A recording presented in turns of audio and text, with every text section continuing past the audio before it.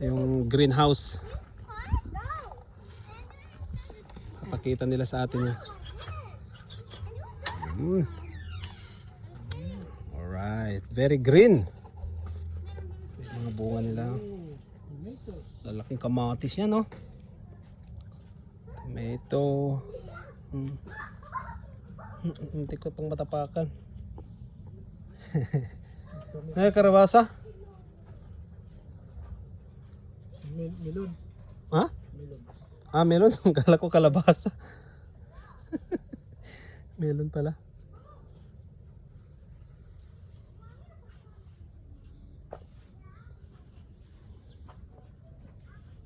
One watermelon, nagpaiso.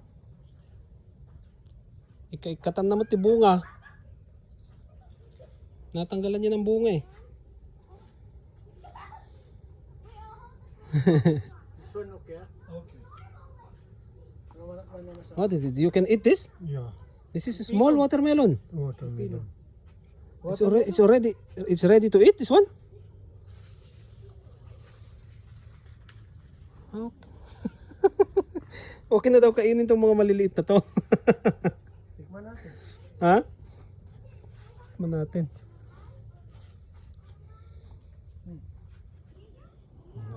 May gamanin. Ha? Water?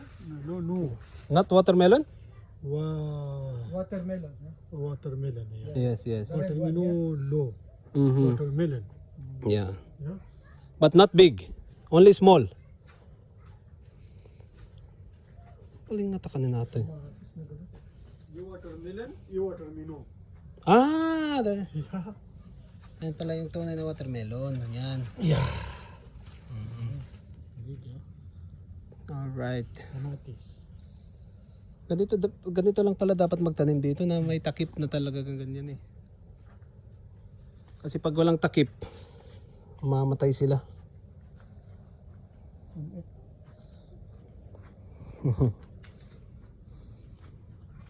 No, spray this?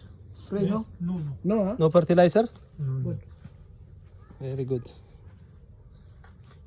You're alone here? Live there or you alone? Yeah.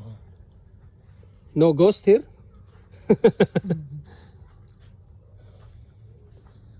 Ayos ah. You are the only one who you did everything this? Yeah. You? Oh my God.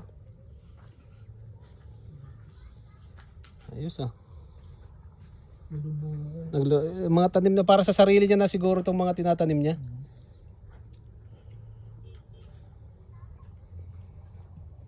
Yo. May kamatis na siya. May okra na siya.